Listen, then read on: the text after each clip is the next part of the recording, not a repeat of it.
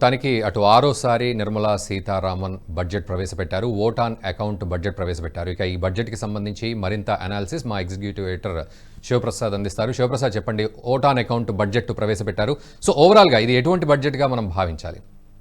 ప్రధానంగా చూసినట్లయితే దీని ఇంటీరియం బడ్జెట్, ఇది ఓట్ ఆన్ అకౌంట్ బడ్జెట్ కాబట్టి పూర్తి స్థాయి బడ్జెట్ స్థాయిలో ఈ బడ్జెట్ ఉండదు. అది ముందుగా తెలుసుకోవాల్సినటువంటి విషయం. ఎన్నికలు ముందు 2 months తర్వాత ఎన్నికలు జరగబోతున్నాయి కాబట్టి ఎన్నికలైన తర్వాత ఏ ప్రభుత్వం అధికారంలోకి వస్తే ఆ ప్రభుత్వం పూర్తి స్థాయిలో బడ్జెట్ ప్రవేశపెడుతుంది.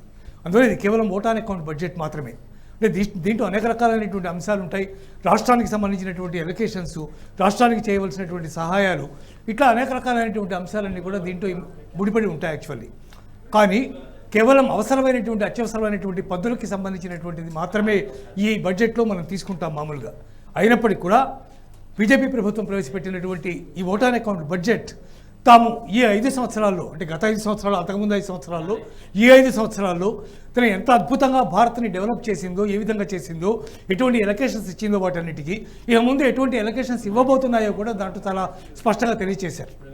సో ముఖ్యంగా ఉదాహరణకి ఇప్పుడు రూఫ్ టాప్ సోలార్ ఏర్పాటు చేయడం, దాదాపు 300 యూనిట్స్ని దాదాపు ఫ్రీగా ఇచ్చేటట్టుగా. ఇప్పుడు చాలామంది కింది స్థాయి, దిగువ స్థాయి ఉన్నటువంటి పేదలందరికీ కూడా 300 యూనిట్ల విద్యుత్ అంటే చాలా ఎక్కువ శాతం ఇచ్చినట్టే లెక్క. ఇప్పుడు వాళ్ళందరికీ ఈ సోలార్ రూఫ్ టాప్లు ఏర్పాటు చేయడం ద్వారా 300 యూనిట్ల విద్యుత్ వాళ్ళకి ఆదా అయితే వాళ్ళకి చాలా వరకు వాళ్ళకి బిల్లు కట్టాల్సినటువంటి పరిస్థితి వాళ్ళకు ఉండదు కాబట్టి వాటి నుంచి వాళ్ళు బయటపడినట్టే లెక్క. ఇట్లా ఒక్కో రంగాన్ని తీసుకుంటే రైతులు కానీ, యువత కానీ, లేకపోతే అన్ఎంప్లాయిడ్ యూత్ కానీ, లేదా అటువైపు టూరిజం కానీ, లేదా మరోవైపు రామమందిర నిర్మాణం లాంటి ఒక భారత జాతికి సంబంధించినటువంటి, హిందుత్వానికి సంబంధించినటువంటి ఒక చిరకాలమైనటువంటి స్వప్నాన్ని గురించి కావచ్చు, ఇలా ప్రతిదాన్ని కూడా దాంట్లో ఆ బడ్జెట్ స్పీచ్లో నిర్మలా సీతారామన్ మెన్షన్ చేశారు. చాలా అద్భుతమైనటువంటి ప్రజెంటేషన్ ఇచ్చారు ఏం జరుగుతుంది వాస్తవంగా అనేది. నిజానికి చాలా రాష్ట్రాల్లో కేంద్ర ప్రభుత్వం ఇస్తున్నటువంటి నిధుల మీద, కేంద్ర ప్రభుత్వ పథకాల మీద అవగాహన లేనటువంటి చోట చాలా రాష్ట్ర ప్రభుత్వాలు ఆయా పథకాలు తమ పథకాల కిందనే చెప్పుకుంటున్నటువంటి పరిస్థితులు చాలా ఉన్నాయి. రోడ్ల విషయం ప్రస్తావించలేదు ఎందుకో. గడ్కరీ ఆధ్వర్యంలో చాలా అత్యద్భుతమైనటువంటి రోడ్ల నిర్మాణం జరిగింది, హైవేల నిర్మాణం జరిగింది. చాలా చోట్ల ఇంకా చాలా గొప్ప స్థాయిలో ఇంకా రోడ్ల నిర్మాణం జరుగుతోంది. ఇవన్నీ కూడా రాష్ట్ర ప్రభుత్వాలు చాలా వరకు తామే చేసినట్టుగా చెప్పుకుంటున్నటువంటి పరిస్థితి మనకు కనిపిస్తోంది. నిజానికి స్థానికంగా అక్కడ ఉన్నటువంటి బీజేపీ నేతలకి కూడా వీటి మీద ఎంత అవగాహన ఉంది, వాటిని ఎంతవరకు ప్రజల్లోకి తీసుకెళ్తున్నారు అనేది చెప్పడం చాలా కష్టం.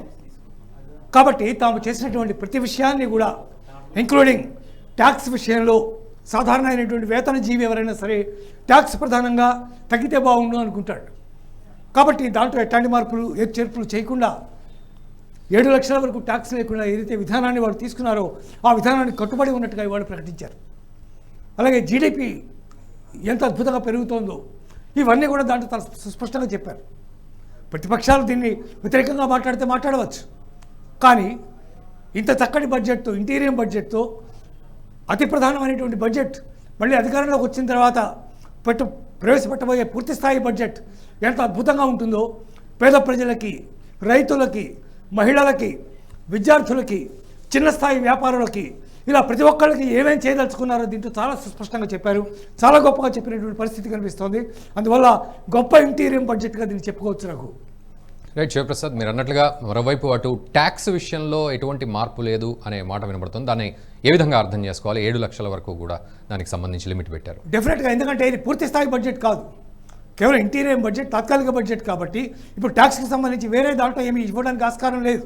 కాబట్టి ఉన్న ట్యాక్స్ గతంలో ఏదైతే ఉందో, ఏ ట్యాక్స్ అయితే ఉందో దాన్ని యథాతథంగా చాలా చక్కగా దాన్ని నిర్వహించడానికి వాళ్ళు అవకాశం ఇచ్చారు. 6 లక్షలు ఉంది, ఆ తర్వాత దాన్ని 7 లక్షలు చేశారు. ఆ 7 లక్షల ప్రకారం ఏదైతే ఉందో 7 లక్షల వరకు ఎట్లాంటి ట్యాక్స్ ఉండదు. కాబట్టి వేతన జీవికి నిజమైనటువంటి ఊరటగానే దీన్ని చెప్పాలి. ఎందుకంటే సంపాదనలు తక్కువైపోయి, అంటే గవర్నమెంట్ చెప్తున్నటువంటి లెక్కల ప్రకారం 50% మందికి, 50% ప్రజలకి దాదాపు అధికమైనటువంటి ఆదాయం వస్తుందని చెప్తున్నప్పటికీ కూడా ఇంకా ఆదాయం స్థాయికి తగ్గ స్థాయిలో వెళ్ళే స్థితిలో లేనటువంటి పేద ఉద్యోగస్తులు చాలామంది ఉన్నారు, ప్రైవేట్ సెక్టర్ కానీ లేకపోతే మిగిలినటువంటి సెక్టర్స్లో కానీ. అందువల్ల వాళ్ళందరికీ అంత స్థాయి ఉండకపోవచ్చు.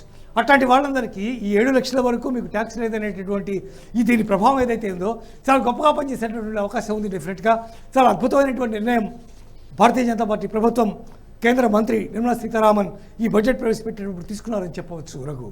రైట్ శివప్రసాద్, మరోవైపు ఇటు పిఎం కిసాన్ సమ్మాన్ యోజన కావచ్చు, ఫసల్ బీమా యోజన గురించి కూడా చాలా ప్రోగ్రెస్గా ఉన్నాము, ముందుకు వెళ్తున్నాము అని చెప్పడం జరిగింది. ప్రతి ఏడాది 11,80,00,000 మంది రైతులకు ప్రత్యక్ష సహాయం అందిస్తున్నామంట. సో ఇది ఎలా సింప్లిఫై చేస్తారు? సో డెఫినెట్గా, ఎందుకంటే 11.8 లక్షల కోట్ల మందికి ఈ రకమైనటువంటి వ్యవహారం జరుగుతుంటే, ఇంత అద్భుతంగా వాడు ఆర్థిక సహాయం చేస్తూ ఉంటే రైతులు న్యాచురల్గా వికాసం అనేది ఆటోమేటిక్గా వస్తుంది. వాళ్ళు చెప్పినటువంటి నినాదంలో సబ్కా వికాస్ అనేది కూడా ఒక అద్భుతమైనటువంటి స్టేట్మెంట్. అది సబ్కా వికాస్, అందరూ కూడా మంచి వికసించాలి, అందరూ బాగా ఉన్నతికి వెళ్ళాలనేది బీజేపీ పార్టీ యొక్క ప్రధానమైనటువంటి లక్ష్యం. కాబట్టి ఆ లక్ష్యంలో భాగంగా దేశానికి వెన్నెముక అయినటువంటి రైతులు ఎవరైతే ఉన్నారో వాళ్ళకి ఆ రకమైనటువంటి సహాయం, ఆ రకమైనటువంటి పథకాలు వాళ్ళందరికీ అందజేస్తున్నాం అనేది బీజేపీ మరోసారి సుస్పష్టంగా చెప్పింది.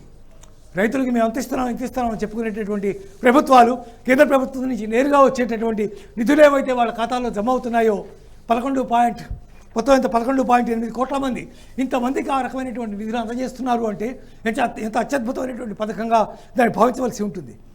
కాబట్టి దీన్ని రేపొద్దున ఇంటీరియం బడ్జెట్ కాబట్టి ఇప్పుడు ఇలా ఉంది, కానీ రేపు పూర్తి స్థాయి బడ్జెట్ ప్రవేశపెట్టినప్పుడు దీన్ని పెంచే అవకాశం ఉంది. మరింతమంది రైతుల దగ్గరికి ఈ రకమైనటువంటి అభివృద్ధి దిశగా వాళ్ళని పయనింపచేసేటటువంటి, స్వయంగా వాళ్ళ ఖాతాలో డబ్బులు వేసేటటువంటి ఈ వ్యవస్థ మరింతగా పుంజుకునేటటువంటి అవకాశం కూడా కనిపిస్తోంది. తద్వారా అట్లాగే 4 కోట్ల మంది రైతులకి పంట బీమా సౌకర్యం కల్పిస్తున్నారు. ఇది సామాన్యమైనటువంటి విషయం కాదు. 4 కోట్ల మంది రైతుల కంటే దీన్ని చాలా పెద్దగా భారీగా తీసుకోవాల్సినటువంటి అవసరం ఉంది.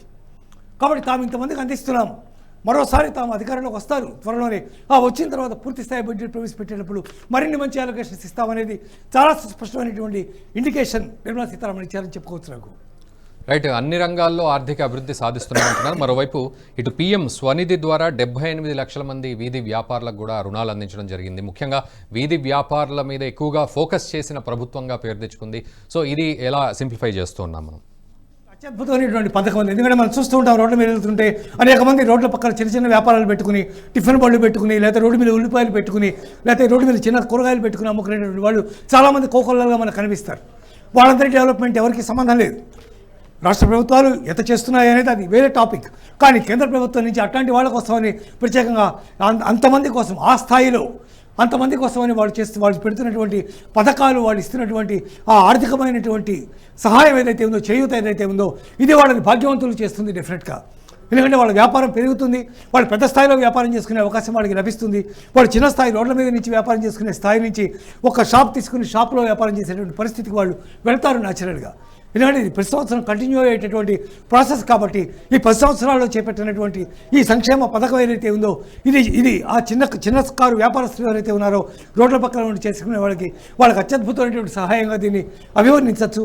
దీన్ని మరింతగా ముందుకు తీసుకెళ్లేటువంటి అవకాశం కూడా ఉంది రేపు పూర్తి స్థాయి బడ్జెట్ అనౌన్స్ చేసినప్పుడు అనేది కూడా దాంట్లో ఇండికేషన్ స్పష్టంగా ఇచ్చినట్టుగా కనిపిస్తోంది నాకు.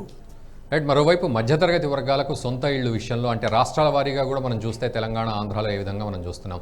బట్ ఓవరాల్గా ఈ బడ్జెట్లో కనుక చూస్తే వచ్చే 5 ఏళ్లలో 2 కోట్ల ఇళ్ళు మంజూరు చేస్తామంటూ హామీ ఇవ్వడం జరిగింది. సో ఇది ఎంతవరకు పాసిబిలిటీస్, ఎలా అర్థం చేసుకోవాలి? డెఫినెట్గా ఇట్ ఈస్ పాసిబుల్. ఎందుకంటే ఇప్పటికే కేంద్ర ప్రభుత్వం చేసి చూపించింది. మనకు అనేక సందర్భాలు చూసాం. ఈవెన్ తెలంగాణలో మనం ఉన్నటువంటి చోట అనేక చోట్ల కేంద్ర ప్రభుత్వం నుంచి కట్టుకున్నటువంటి ఇళ్ళు చాలా పెద్ద కాలనీస్ చాలా ఉన్నాయి. అటువంటి చోటకి వెళ్ళి రాష్ట్ర నాయకులు వాటిని ఇనాగరేట్ చేసిన సందర్భాన్ని మనం చూసాం. కాబట్టి 2 కోట్ల మందికి ఇల్లు కట్టించడం అంటే సామాన్యమైనటువంటి విషయం కాదు. దీనికి నాట్ ఓన్లీ ప్రామిస్గా దీన్ని తీసుకోవాల్సిన అవసరం లేదు. ఎందుకంటే ఇప్పుడు ఈ భారీ స్థాయిలో, చాలా పెద్ద స్థాయిలో దేశవ్యాప్తంగా చాలా అత్యద్భుతంగా ఇల్లు నిర్మించినటువంటి ఘనత బీజేపీ ప్రభుత్వానికి ఆల్రెడీ ఉంది. కాబట్టి రాబోయే కాలంలో నెక్స్ట్ వచ్చే 5 సంవత్సరాల్లో డెఫినెట్గా 2 కోట్ల మందికి ఇల్లు నిర్మించి ఇస్తామని చెప్తోంది. అది కూడా అస్తవ్యస్తంగా కాకుండా చక్కటి నిర్మాణాలు, చక్కగా కుటుంబం నివసించడానికి అనువైనటువంటి నిర్మాణాలు చేసి అందిస్తున్నటువంటి ఘనత కూడా బీజేపీ ప్రభుత్వందే. దాన్నే నిర్మలా సీతారామన్ మరోసారి నొక్కి ఒక్కాడించారు. రానున్న 5 సంవత్సరాల్లో 24-25 బడ్జెట్ ఏదైతే, పూర్తి స్థాయి బడ్జెట్ ఏదైతే ఉందో, దాంట్లో డెఫినెట్గా 2 కోట్ల మందికి ఇళ్ల నిర్మాణం చేసిస్తామనేది స్పష్టం చేసినట్టుగా భావించవచ్చు. నాకు శివప్రసాద్, మీరు అన్నట్లుగా 300 యూనిట్ల వరకు ఫ్రీ విద్యుత్తు అనేది ఒక ఎత్తు అయితే, విద్యుత్ సమస్యలు తీర్చే విధంగా ఆల్టర్నేట్గా సోలార్ ఎనర్జీ అంటున్నారు.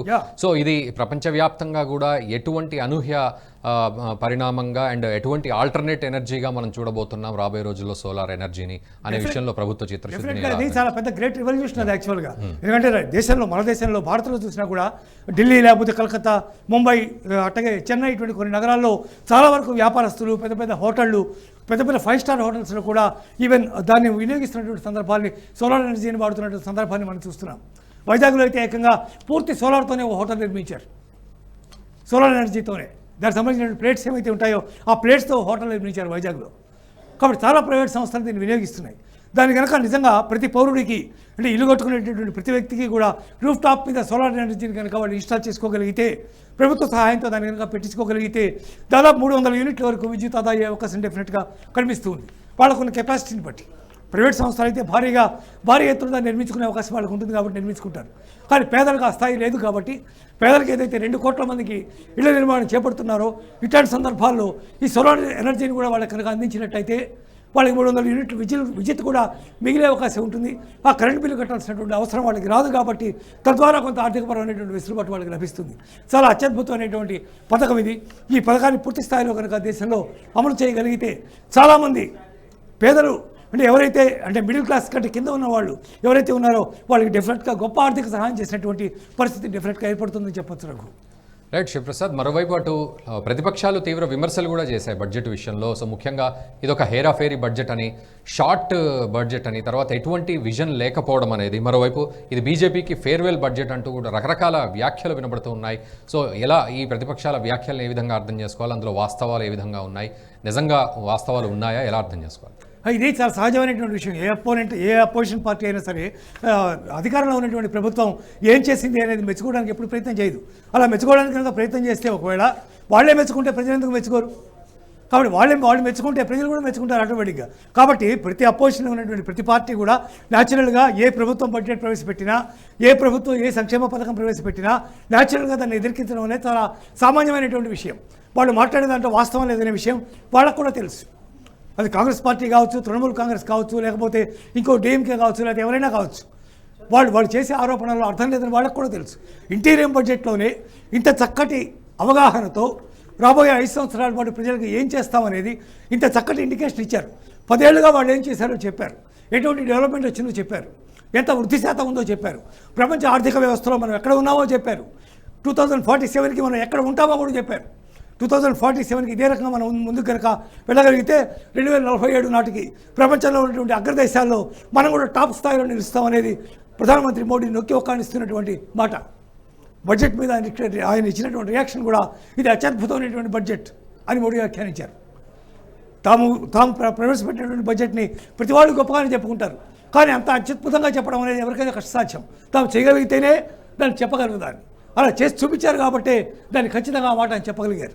అందువల్ల ప్రతిపక్షాలు చాలా వేగంగా విమర్శలు చేసినాయి. పాయింట్ టు పాయింట్ కనుక వాళ్ళు చెప్పగలిగితే సమాధానం చెప్పడానికి ఆర్థిక మంత్రి చాలా ఎప్పుడు కూడా అందుబాటులోనే ఉంటారు, ఎప్పుడు కూడా సిద్ధంగానే ఉంటారు. కానీ వాటిలో వాస్తవం లేదనే విషయం అందరికీ తెలిసిన విషయమే. కాబట్టి వాటిని పెద్దగా పట్టించుకోవాల్సినటువంటి అవసరం లేదు. ప్రజలు అర్థం చేసుకుంటే చాలు. ప్రజలకి భారతీయ జనతా పార్టీ ప్రభుత్వం ఏం చేస్తోంది, ఎట్లాంటి సంక్షేమ పథకాలు ఇస్తోంది, ఆర్థికంగా ఎట్టా ముందుకెళ్తున్నాం, ప్రపంచ దేశాల్లో మన స్థానం ఎక్కడ, మనం ఎంత బలీయమైనటువంటి దేశంగా రూపుదిద్దుకుంటున్నాం, బలీయమైన ఆర్థిక శక్తిగా రూపుదిద్దుకుంటున్నాం అనేది చాలా ప్రధానమైనటువంటి విషయం. నిర్మలా సీతారామన్ చెబుతూ ఇందాక ట్యాక్స్ పేయర్స్ సంఖ్య పెరిగింది, చాలా వరకు 2.8% పెరిగింది. సామాన్యమైనటువంటి విషయం కాదు కదా. వాళ్ళకి అంటే ప్రతి పౌరుడు కూడా ట్యాక్స్ పే చేయాలి అనేటటువంటి ఒక నిబద్ధత కలిగి ఉండడం అనేది గొప్ప విషయం. దాన్ని ప్రజలకు చెప్పడం కూడా ప్రభుత్వం తన యొక్క బాధ్యతగా తీసుకుంది. ఆ మేరకు అంత శాతం మనకి ట్యాక్స్ పేయర్స్ యొక్క సంఖ్య పెరగడం మనకు కనిపిస్తోంది. కాబట్టి భారతదేశం డెవలప్ అవుతోంది అన్ని విధాలా. టూరిజంలో కానీ దాంట్లో రకరకాల ప్రామిసెస్ చేశారు. తాము చేసినటువంటి బడ్జెట్లో టూరిజం డెవలప్మెంట్ కూడా అత్యద్భుతంగా చేస్తామని చెప్పారు. గతంలో పోలిస్తే చాలా పెరిగింది టూరిజంలో వచ్చే రెవెన్యూ పెరిగింది. టూరిజంలో చాలా తీవ్రమైనటువంటి అభివృద్ధి మనకు కనిపిస్తోంది. లక్షద్వీప్లో బ్రహ్మాండమైనటువంటి నిర్మాణాలు జరుగుతున్నాయి. ఎవడు మాల్దీవ్స్కి వెళ్ళాల్సినటువంటి అవసరం లేదు. లక్షద్వీప్లో జరిగే 5 స్టార్ హోటల్స్ నిర్మాణాలు చూస్తే ఆశ్చర్యం వేస్తుంది. ఆ అభివృద్ధి అంతా అక్కడ జరుగుతోంది. కాబట్టి టూరిజం అనేది ఇబ్బడి ముబ్బడిగా పెరుగుతోంది. విపరీతంగా విదేశీ పర్యాటకులు ఇండియాకు వచ్చి చూసి వెళ్తున్నారు. విదేశీ ఆదాయం అనేది చాలా తీవ్రంగా పెరుగుతోంది మనకి. కాబట్టి ఇవన్నీ కూడా భారతదేశ అభివృద్ధిలో ప్రధాన అంశాలు. దానికి కట్టుబడి ఉంది మోడీ ప్రభుత్వం. దాన్ని నిర్మలా సీతారామన్ చాలా సుస్పష్టంగా ప్రతి ముక్క స్పష్టంగా చెప్పారని చెప్పుకోవచ్చు నాకు. శివప్రసాద్, చివరిగా ఇటు వికసిత్ భారత్లో భాగంగా మనము ఈ ఓటాన్ అకౌంట్ బడ్జెట్ని ప్రవేశపెట్టామనుకున్నాము. తర్వాత 2047కు అభివృద్ధి చెందిన దేశంగా ఒక విజన్ తోటి వెళ్తున్న తరుణంలో ఈ ఇంటరిమ్ బడ్జెట్ కూడా ఏ విధంగా తోడ్పడుతుంది? మరోవైపు రాబోయే రాజకీయ పరిణామాలు ఇవన్నీ కూడా చూసుకున్నట్లయితే మరి భారతదేశ భవిత ఏ విధంగా ఉండబోతోంది, భవితవ్యం అనేది ఎలా అర్థం చేసుకోవాలి? ప్రస్తుతం మీరు రాజకీయంగా కనుక మాట్లాడితే, రాజకీయంగా కనుక చూడాల్సి వస్తే ఇప్పుడున్నటువంటి పరిస్థితుల్లో కాంగ్రెస్ పార్టీ కేవలం 3 స్టేట్స్లో మాత్రమే అధికారంలో ఉంది. అందులో ఒక స్టేట్ హిమాచల్ ప్రదేశ్, చాలా చిన్న స్టేట్. మిగిలినటువంటిది కర్ణాటక, తెలంగాణ 2. ఇక్కడ కూడా ఏమాత్రం ఎంత మేరకు వాళ్ళు సీట్లు సాధిస్తారనే దాని మీద ఎవరు చెప్పలేరు. అది ప్రజలు ఎట్లా నిర్ణయిస్తే అట్లా జరుగుతుంది. కానీ మోడీ ప్రభుత్వం మళ్ళీ అధికారంలోకి రావడానికి చాలా భారీగా ఛాన్సెస్ ఉన్నటువంటి పరిస్థితి దేశవ్యాప్తంగా కనిపిస్తూ ఉంది. ఎవరూ కాదనలేని నిజం ఇది. అందువల్ల ఇంటీరియం బడ్జెట్ ప్రవేశపెట్టినప్పుడు కూడా తాము గత 10 సంవత్సరాల్లో ఏం చేశారు, లాస్ట్ 5 సంవత్సరాల్లో ఏం చేశారు, రైతుల కోసం ఏం చేశారు, విద్యార్థుల కోసం ఎన్ని ఐఐటీలు ఉన్నాయో ప్రకటించారు, ఎన్ని యూనివర్సిటీ స్థాపించారో ప్రకటించారు. ఇదంతా అభివృద్ధిలో భాగమే కదా.